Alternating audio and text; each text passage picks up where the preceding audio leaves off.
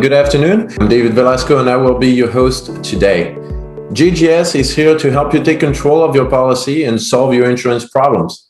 Today, we will be pulling back the curtain on how our industry, the insurance industry, works, giving you control and power. But how can you control some things that you don't really understand? Some things that's confusing? Well, if you think about it, that's one of the first tricks of our trade. If you don't understand insurance, you can't control it, and you're now in a bad position. But that's sometimes where the broker or the carrier wants you to be. So we believe here that taking control of that policy starts with education. And believe me, being in the uncomfortable position, I get it. I've been there for years when it came to my homeowner policy, my auto policies. I hated dealing with the broker. One thing that I hated even more was dealing directly with the carrier. So I just kind of waited for this policy to be renewed, dropped the contract in my mailbox 2 weeks before renewal, and just sign it and move on because I just did not want to deal with it, only because I did not really understand it. Now we're in a totally different place, and here we are doing this webinar. Understanding insurance is what will put you in the driver's seat. It's key to take control of your policy. Because when things are happening, when bad things happen, who are you going to call? Yeah, you're calling your insurance company.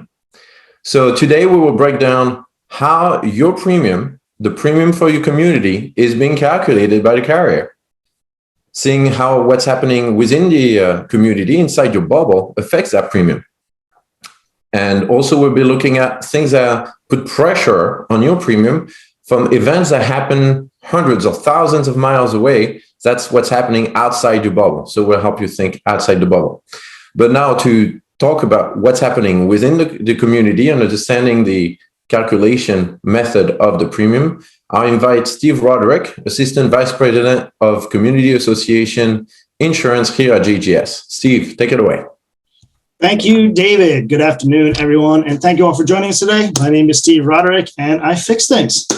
The JGS team and myself spend most of our days and evenings working with boards and managers to improve their insurance programs, kind of like a mechanic for insurance. Well, that's cool, Steve. But can you explain why this is so important to have a good insurance mechanic? So all of us have budgets to manage, and insurance can be right up there near the top of the list as far as cost.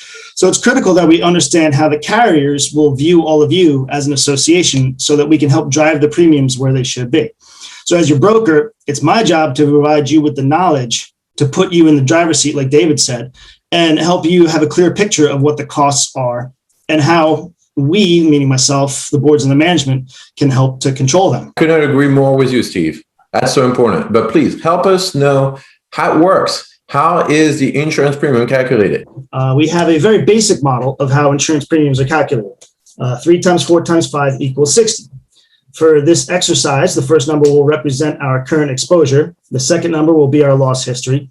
And the third number is our market representation. And the product of that equation, the last number, will be our insurance premium. So if we change any one of those numbers or values, we change the outcome of the equation or the premium. For example, if we can figure out how to somehow control some of our losses, our loss experience, the number 4 may go down to, say, a 3. And 3 times 5 equals 45, right? So 45 is better than 60. Seems like a dramatic change, but we're just using whole numbers for these examples just to keep it simple. So what is the 3? It's really a placeholder. It could be 7 or it could be 5, but what it represents is our current exposure. Wait. You're starting talking insurance speech again. What is current exposure? Okay. So our current exposure, that is who we are as an association right now. Okay, so how many units do we have? What's the type of construction? Is it wood frame? Is it joisted masonry? Are we talking fire resistant? Where are we located? How many square feet per unit? These types of things. What kind of amenities we have? Of those things I just mentioned, generally speaking, we can't change those. But there are things that we can change about us and change about our current exposure, such as clarifying your insurance agreement, deductible resolutions, rental limitation amendments, HO6 requirements, etc. All of these things, or perhaps a combination of a few of them, can help make that 3 a little smaller for our equation. Gotcha. So now, what does the 4 mean? What does it represent? Okay, so again, it's a placeholder, but this placeholder represents our loss history or our loss experience. And again, who we are as an association. So how many losses have we had? What types of losses? Are they habitual, meaning does the same thing keep happening over and over again? I should also point out here that the losses are weighted, right? Not just by dollar amount, but by preventability. Have we tried it all to prevent claims from repeating? So how do we change our 4 to a 3? First, by analyzing our losses, then developing a plan to reduce them in the future. Well, that sounds like a pretty good idea right there, having a plan to reduce the loss. But can you give us some examples of what we can do? Well, first we can implement some policies like water heater replacement requirement or burst-resistant hose requirement, minimum heat setting requirements. Also, capital improvement projects like paving and roofs. Roofs are a big one. And railing and handguard inspections. These are just some of the examples of how we can change the 4 and ultimately get better control over our insurance premiums, because that's really the end goal here. When you presented this equation, you did say that the 5 was probably the most important one. So what's the last number? Okay, so the last number in our equation, and perhaps the most important and the most influential, the 5. That is your market representation. To put it another way, that is who you have chosen to prepare the plan by which you will negotiate within the marketplace, which may realistically be about 3 to 5 carriers that you can all name off the top of your head. So who you choose has a massive impact on the process and in return, the outcome.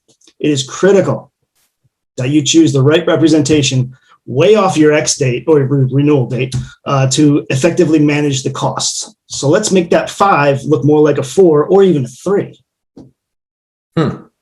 Now, you did talk a little bit earlier about the number 3 on the equations. That's what we can't control. Sure. That's there. You spoke about the 4s. That's the importance of having that plan to keep the losses down. But can you keep going deeper on the number 5? I think we need to scratch that a little bit more. Let's use an analogy, right? Sure. Are we ready for the dance? Or did we just roll out of bed, grab some jeans from the hamper, and call an Uber? If so, that 5 might already be an 8 or a 9. Now, it's true that we have to go to this dance every year, but that's no reason not to look good, especially when how we look to the insurance marketplace has an enormous impact on how they're going to treat us. I say we start planning for this dance way in advance. And at first, we look at what's going on around us in the market. Now, Ross is going to talk a little about how things in the world might be affecting certain carriers and certain segments and what that means. We'll get to that in a few minutes. Now, with that information, we can start to develop our plan.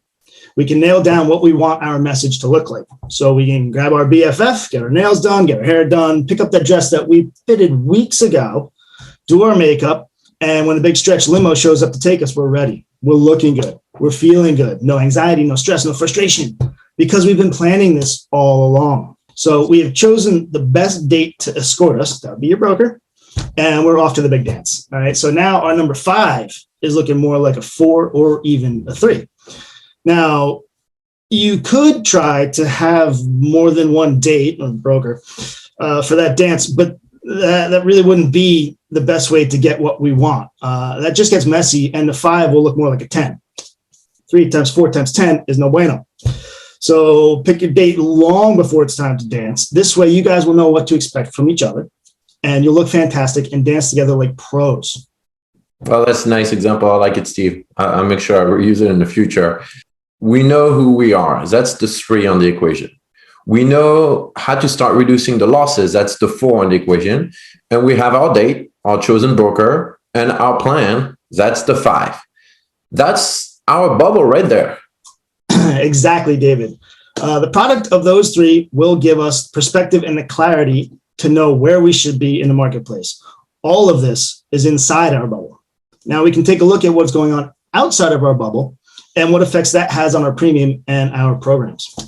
Absolutely. So for this segment, I'd like to introduce you to Ross Rutman, Assistant Vice President of Community Association Insurance here at JGS as well, to talk about what is happening outside your bubble. Thank you, David. Thank you, Steve. And hello, everybody. Thank you for joining us. My name is Ross Rutman, and I'm your insurance broker with a property management background. I've sat in your seat before. I feel your pain.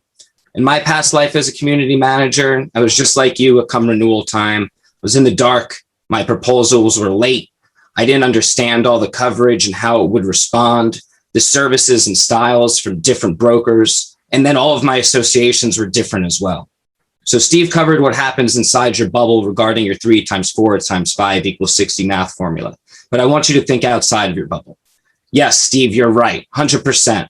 There are a ton of things we can control in our bubble. But what about all the other stuff? Let's step out of that bubble, out of our community just for a moment. What goes on outside of our bubble is not always included directly in that 3, 4, 5 equation. The outer bubble is really a big question mark when it comes down to it. We simply don't know what we don't know. If it's not in the equation, it shouldn't be affecting the result, right? You would hope so, David. But if I introduce a question mark to the equation, now I have 3 times 4 times 5 times a question mark, which gives us an unknown number.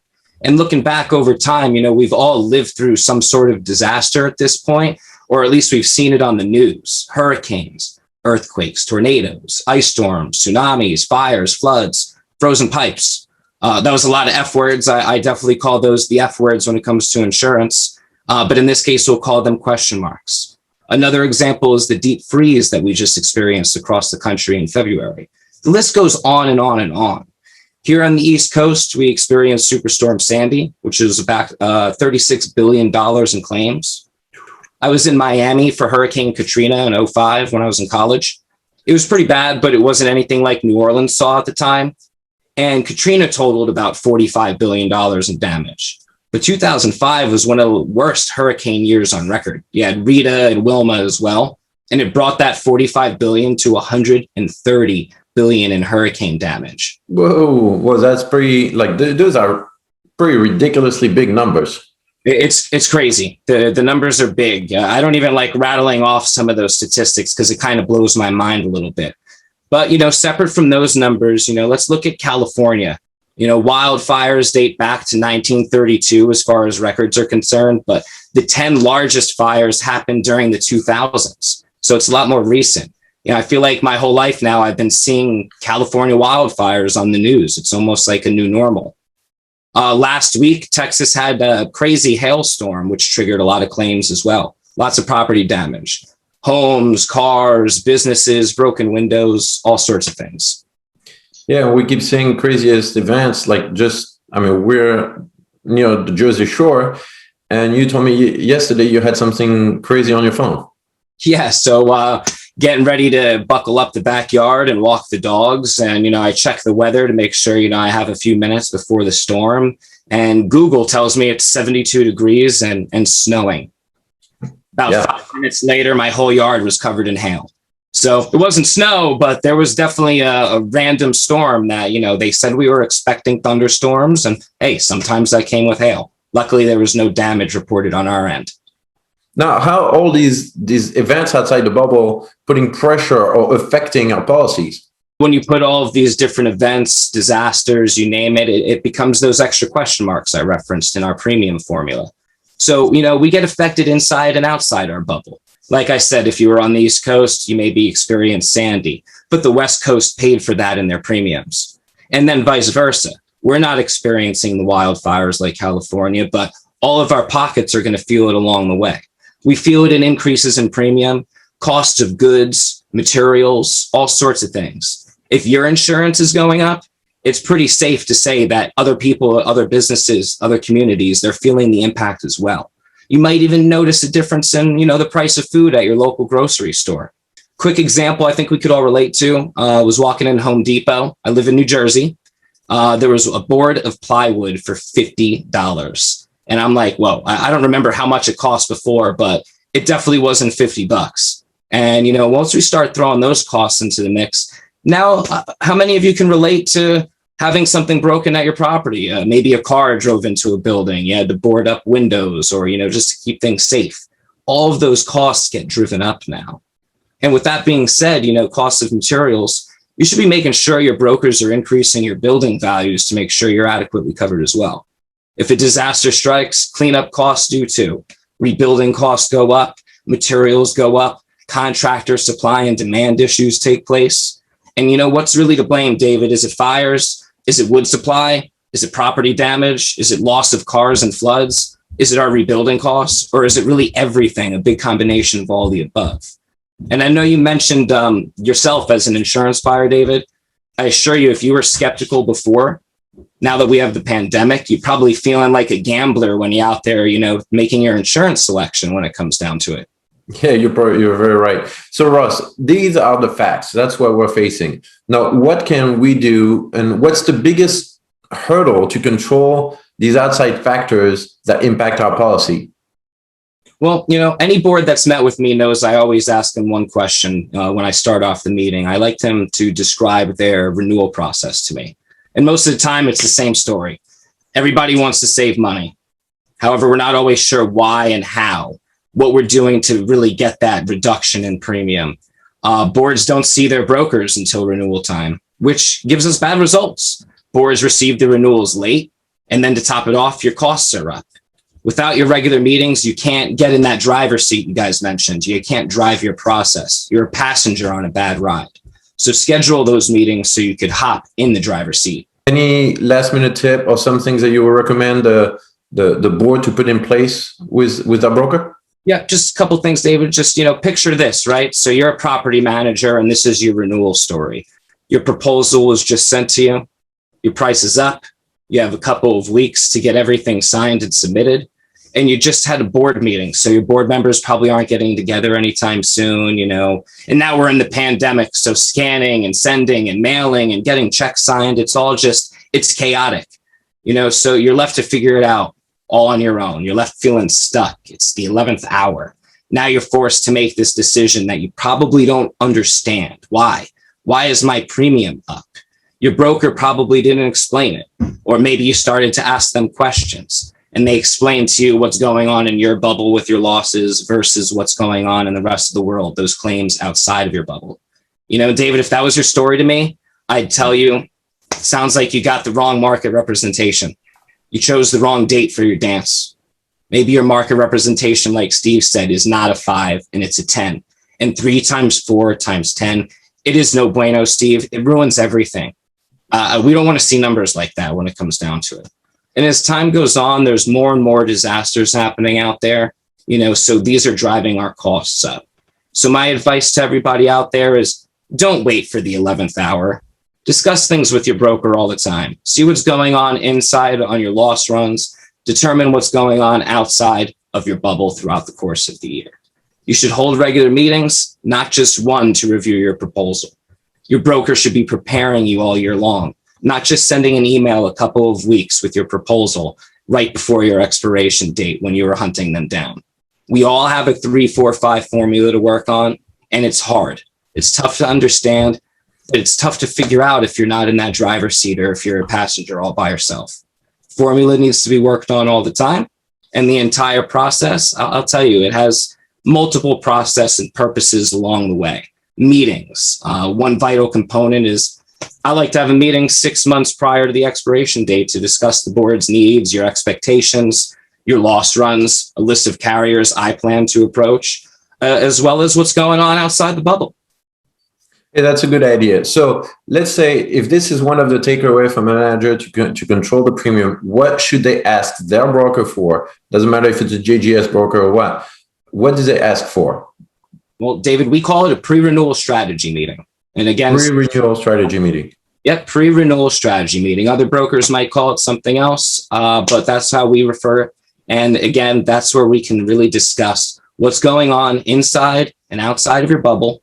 We don't want you to be blindsided at your renewal, and we don't want you to ever forget when we send one of those emails out. Sometimes they get lost in the shuffle, but when we're talking about a pre-renewal strategy meeting, that is priority number 1 for your term.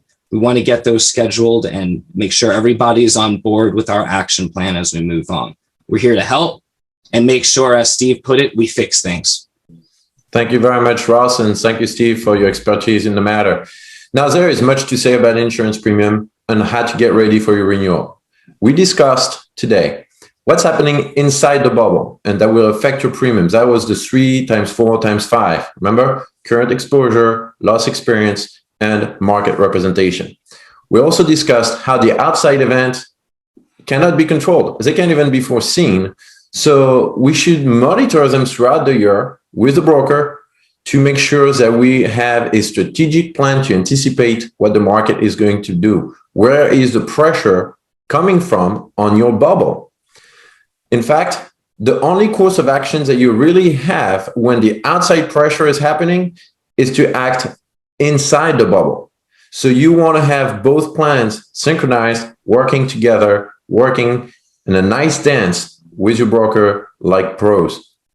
This strategy will help you to be different than the next community and be more appealing to the carrier when it comes time to renew. If you feel like you're not in control, it means that you're in the backseat. So remember that your broker is working for you, not for the underwriter.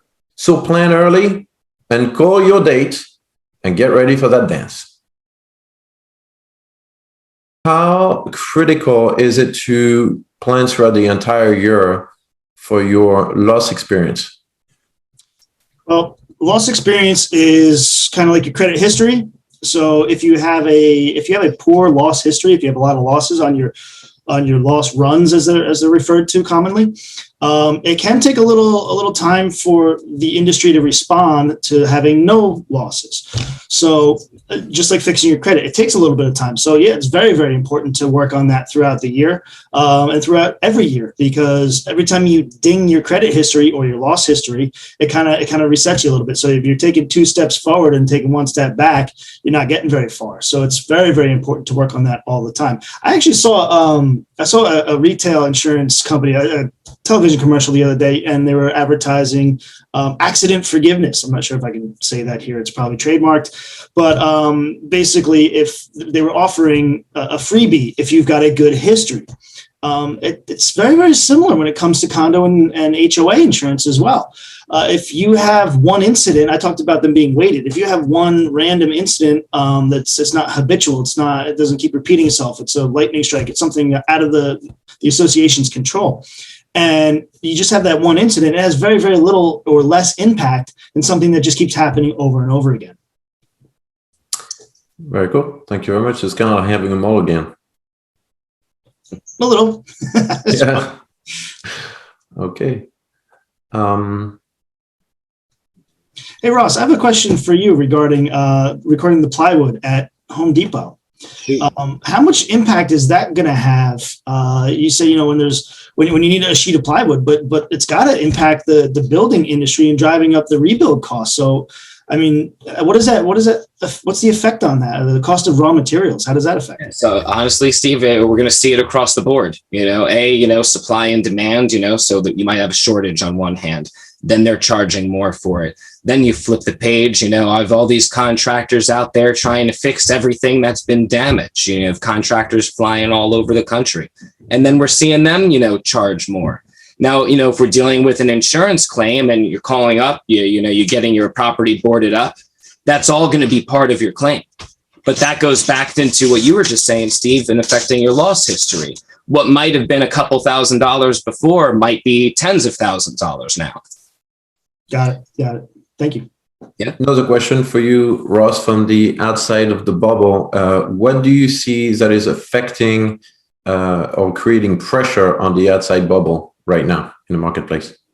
So let's rewind a couple weeks. There was a giant cargo ship, colossal, stuck in a canal. People don't think much about that, but we saw it all on the news left and right. It happens, but it was a monster ship, colossal as they put it, and it was stuck there for about a week. $9 billion a day was held up in trading because of that one boat. I guarantee you all of those businesses filed insurance claims. They got to get that money back, those insurance carriers. And there's only one way to do it. It's adding that question mark to your 345. And that's where you got a bunch of guys in the back office with calculators kind of figure out what to do with those crazy disasters and how to marry it to your loss experience. Well, that's a very wide bubble we're looking at, but we can see how our interconnected world is actually impacting us all the way here. Steve, question for you. What type of procedures / resolutions can a board adopt to reduce premium increase? I think I had mentioned a couple. There's a couple different ways you could do it. You get just policies, meaning, let's say you have a transient population. Say you're in a coastal community, so a lot of snowbirds.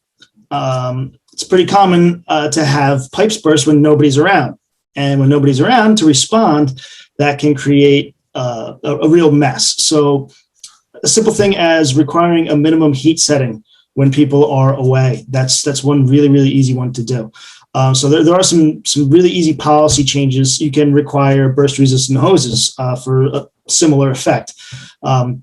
Those are just some really, really easy ones. It depends on the type of construction and your specific community. But there are steps that you can take, absolutely. Steve, do you think it's okay if I was a manager, if I were just to throw those recommendations into like a newsletter or a mass email or something, or should I work with an attorney and get my resolutions in place? It's always the best idea to work with the attorney, but to take the temperature of your association is going to help you out and guide you in the right direction. Now, I frequently help out with that as far as guidance is concerned and how to take the temperature of your community to see how receptive or not receptive they are to certain things, and really what could be the outcome and what effect that could have on it. Yeah, very cool. Thank you both. Now, that would probably be a question for you, Ross, since it's outside the bubble. Does the stock market affect our insurance premium?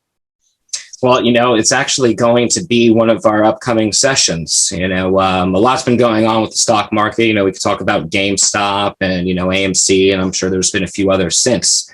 Yes, because when you guys pay your premium, the money goes to the insurance carrier and they invest that money. It's got to make money so they could potentially pay out claims. So yes, carriers are swinging big money around in the stock market as we speak. Yeah. And if they lose it, that's, like you said, no bueno for them. So if we don't have anything else, we appreciate your time and we encourage you to join us for our next session. So if you're serving on a board or if you have a board that you work with that you think could benefit from that, feel free to share it with them. We will also share our contact information. If you have any follow-up questions, do not hesitate to contact Ross, Steve, or myself. We're available by email, through our LinkedIn accounts, by phone. We appreciate you joining us today, and we look forward to see you next time. And if you have suggestions on topics that we would like us to discuss, just feel free to let us know as well.